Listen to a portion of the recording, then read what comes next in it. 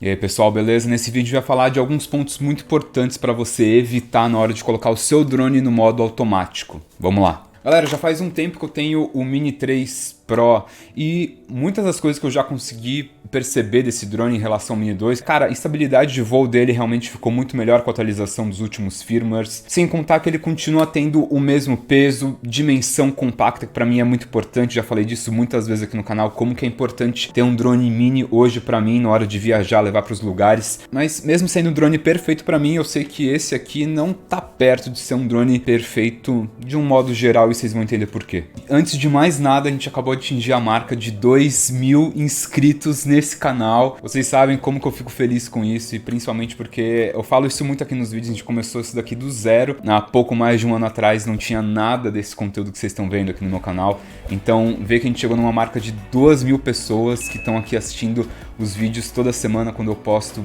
me enche de orgulho e uma felicidade gigantesca. Então eu só queria agradecer você e dizer que a sua presença aqui é o motivo de eu fazer esses vídeos toda semana para trazer um conteúdo informativo relevante, para que te ajude em alguma coisa que você esteja realmente precisando. Então, de coração, valeu e vamos agora pro vídeo. Vamos lá. Acho que muita gente acompanhou aqui no canal na época que lançou realmente o Mini 3. Eu fiquei muito animado, principalmente porque essa é a versão Mini que vem com sensores, diferentemente do Mini 2 que não tinha nada disso. Eu fiquei muito animado falando, nossa, realmente esse é o drone que vai resolver tudo. Pronto, acabou, porque o problema do Mini 2 é que ele não tinha sensores, então se ele fosse bater, você não tinha como prever isso. E realmente, caso vocês não saibam, algumas pessoas aqui já sabem, mas o meu Mini 2, no primeiro voo, eu consegui mergulhar ele na parede, ele se espatifou, fiquei muito triste. Consegui o conserto, mas isso aqui pra mim me animou muito. É uma forma muito boa de qualquer pessoa evitar um acidente assim como eu tive. Pô, bacana, Lê. Então quer dizer que os sensores do Mini 3 resolveram realmente o seu problema? Não, eles não resolveram o meu problema.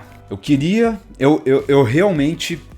falar que sim, mas eu não posso dizer isso. Desculpa, eu vou estar mentindo pra você e vai por mim, eu não quero fazer isso. Galera, o que a gente tem que entender aqui hoje juntos é que todo equipamento vai ter as suas falhas, vai ter seus pontos cegos, e o Mini 3 não vai fugir dessa lógica, apesar de ser um excelente drone. Vocês sabem como eu falo bem da DJI aqui nesse canal, marca que eu gosto muito de fazer conteúdo a respeito, mas ainda assim não dá pra falar positivamente de todos os pontos que englobam aqui esse drone. Esses sensores, pessoal, eles ajudam muito a gente na hora de colocar o drone no modo automático. Eles foram colocados aqui justamente para isso, mas esse é um drone que no modo automático ele não é tão automático assim. Mas o que eu quero dizer com isso? A gente tem alguns modos já pré-setados nesse drone, principalmente na hora de fazer esse rastreio da imagem, o que a gente chama de tracking.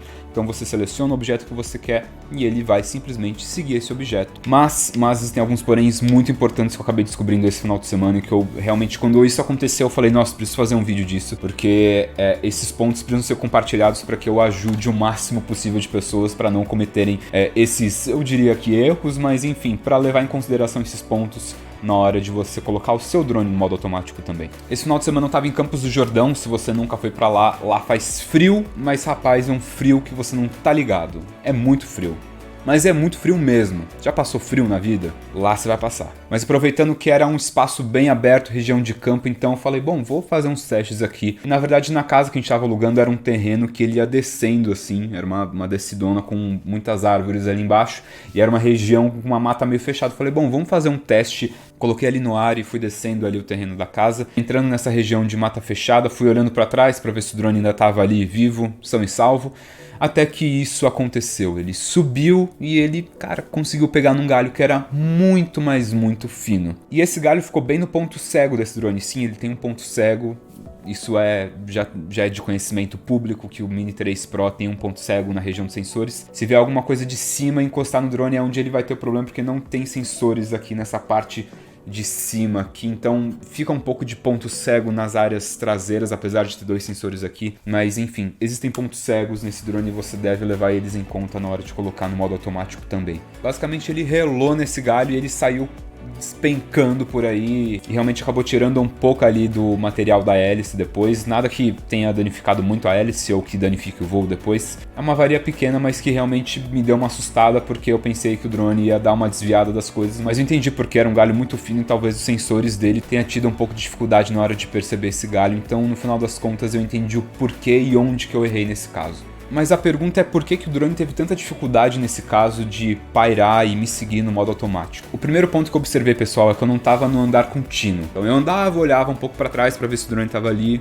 parava, continuava. Então o drone não estava numa trajetória contínua. E quando ele fica acelerando e parando, ele realmente tem que calcular toda vez onde estão os obstáculos e para onde ele vai ter que se mover. Então acho que o primeiro ponto disso é ter um andar contínuo para onde você quer ir, que o drone vai ter menos dificuldade de fazer esse traqueamento contínuo. O segundo ponto que eu acho que dificultou um pouco na hora de fazer esse rastreamento de objeto é que eu estava numa descida e descendo realmente o terreno vai ter uma inclinação e os sensores de baixo vão ter que medir isso, e onde eu estava tinha um espaço muito maior entre eu e a árvore do que onde o drone estava, então ele passava por uns pontos menores enquanto eu estava numa região mais aberta. Eu acho que essa diferença de altitude de terreno, onde eu estava e onde o drone estava, gerou um pouco de conflito na hora dele escolher qual que ia ser o próximo movimento dele. Então acho que em terrenos mais planos ele vai conseguir medir isso melhor, ou até mesmo se for uma subida, eu acredito que ele tem um desempenho melhor por conta dos sensores frontais e não dos traseiros, né? E o último ponto, que é o principal, mas que ninguém leva em consideração, é que realmente o modo de rastreio desses drones ele vai muito mais em direção ao contraste da imagem do que aos sensores. Ale, como assim? Aí a gente já vai para a parte um pouco mais de filmmaking, cinematografia, enfim.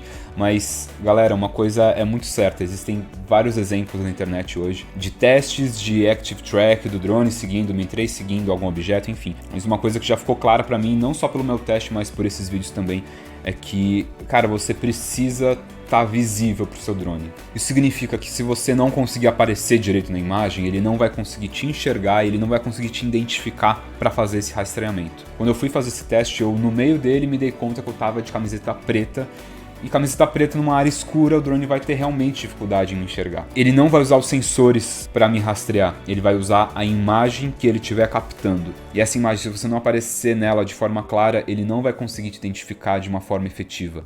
Então acho que nesse caso eu poderia estar com uma roupa mais clara, com uma camiseta branca no caso, ele conseguiria ter me enxergado em alguns momentos muito melhor do que ele realmente me enxergou, e o resultado que eu obtive dele, essa questão toda do Active Track. Tem alguns vídeos aqui no YouTube do cara fazendo esse mesmo teste, só que ele tava num skate com uma camiseta cinza, o asfalto era da mesma cor e constantemente o Mi 3 Pro tava perdendo esse objeto que ele deveria seguir por conta justamente do contraste. Se você não estiver gerando um contraste na sua imagem, eu acredito que você vai ter muito problema em fazer o Active Track disso aqui. Por isso que os drones são tão bons em seguir barco, porque todo barco é branco e o oceano é azul, então tem muito contraste nessa imagem, tem muita informação para ele conseguir gerar esse algoritmo que chama, não sei como é que chama isso, mas ele vai ter mais capacidade para seguir esse objeto se você colocar do que se você colocar um objeto escuro, como eu estava no caso de camiseta preta numa mata fechada, então realmente eu também não ajudei o drone nessa tarefa. E vale também aqui um exemplo muito bom do app Lite. Se você não conhece ele, é basicamente um app que te garante desbloquear várias funções da linha Mini. No Mini 3 não, você já tem tudo que você precisa aqui, mas na linha Mini até o Mini 2, você realmente consegue ter o Active Track, ou seja, o drone vai realmente seguir você, sendo que você não tem nenhum sensor embutido no drone. De novo, ele usa o mesmo parâmetro de contraste e identificação de objetos na imagem. Então, os sensores não têm a ver com rastreamento, os sensores têm a ver com uma questão muito mais de segurança do que dos modos automáticos, no final das contas. Então, quando eu comecei o vídeo falando que esses sensores realmente auxiliam a gente na hora de colocar esse drone no modo automático, é verdade, auxilia a gente não bater neles, auxilia o drone a identificar os objetos que estão em volta dele, mas não são os sensores que vão fazer o Active Track funcionar propriamente dito. O que vai fazer ele funcionar realmente é a imagem que ele estiver captando. E a prova disso é realmente o Mini 2 fazendo traqueamento de objetos no app Lite. Ele só usa o que ele recebe e ele consegue fazer esse traqueamento de uma forma relativamente boa. Mas nesse caso, o que você usa para seguir os objetos? Você vai no manual, você vai no modo automático, no Mini 3, no Mini 2, usando o Lite, usando o app da DJI. O que você usa, eu vou querer saber, comenta aqui embaixo. Eu vou ficando por aqui, a gente se vê na próxima. Tchau!